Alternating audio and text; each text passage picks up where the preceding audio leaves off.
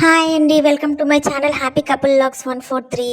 నా channel subscribe చేసి support చేయండి. ఇలా మన ఇంట్లో ఏమి కూరగాయలు ఏమి లేనప్పుడు నా దగ్గర అయితే కనీసం పచ్చిమిరకాయలు కూడా లేవండి. చక్కగా మార్నింగ్ పాలు వస్తాయి కదండి, చక్కగా పాలు అయితే చక్కగా నిమ్మకాయ వేసి పన్నీర్ అయితే చేసేసానండి. చక్కగా పన్నీర్ చేసి ఏమి దానికి క్యారెట్ కానీ ఏమి వెజిటేబుల్స్ ఏమీ లేకపోయినా చక్కగా పన్నీర్ అండ్ దెన్ ఆనియన్ కూడా చక్కగా వేసుకుని ఇంకా మనం ఇంట్లోనే రెడీ చేసుకున్న చక్కగా వెజ్ మసాలాస్ కూడా వేసుకుని చక్కగా పన్నీర్ ఫ్రైడ్ రైస్ లాగా ఇలాగ ఏమీ లేనప్పుడు త్వరగా అవ్వాలన్నా, పిల్లలకి వెరైటీగా పెట్టాలన్నా, మనకి కొంచెం టేస్టీగా వెరైటీగా తినాలన్నా ఇలా చేసుకుంటే చాలా బాగుంటుందండి. అట్లా చక్కగా పన్నీర్ని నేను చేసేసుకుని దాని మీద రోల్ అయితే పెట్టేసుకుని అక్కడ పెట్టేసుకున్నాను. ఇలా కంప్లీట్ అయినాక దాన్ని మ్యాగ్నేట్ కూడా చేసేసుకున్నాను.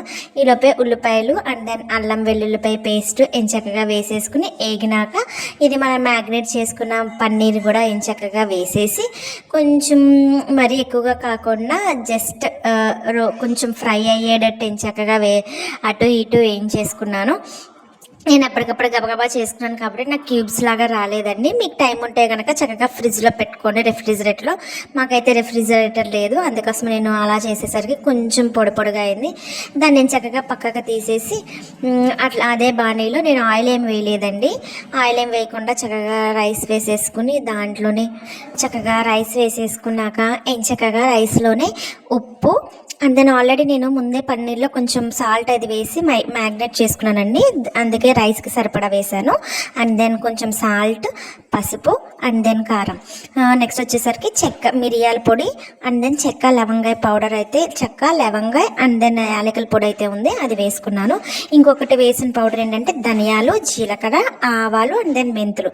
ఇట్లా ఈ 4 కనుక పొడగొట్టుకుని ప్రతి కర్రీలో వేయండి. ఏదైనా రైస్ చేసుకున్న ఏదైనా కర్రీలో పులుసులు కానీ ఫ్రైలు కానీ వాట్ ఎవర్ ఇట్ ఈస్ మనం ఏం చేసుకున్నా సరే వేస్తే కనుక నిజంగా టేస్ట్ అయితే చాలా బాగుంటుందండి.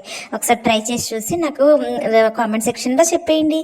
అలాగే రైస్ అంతా అయిపోయినాక కొంచెం పుదీనా ఉంది, ఆ పుదీనా అది కూడా మా చెట్టుది కొంచెం ఉంది, ఆ జస్ట్ వేసేసి ఆల్రెడీ మనం ఫ్రై చేసుకుని పక్కన పెట్టుకున్నాం కదండి, చక్కగా అది కూడా పన్నీర్ అది వేసేసి కొంచెం ఒక 5 మినిట్స్ దాకా కొంచెం అటు ఇటు ఫ్రై చేస్తే ఏంటంటే ఆ ఈ రైస్ది పన్నీర్కి పడుతుంది. అండ్ పన్నీర్ ఆల్రెడీ మ్యాగ్నేట్ చేసి ఈ పొళ్ళన్నీ వేస్ట్ చేసాం కదా, అది దీనికి పడుతుంది.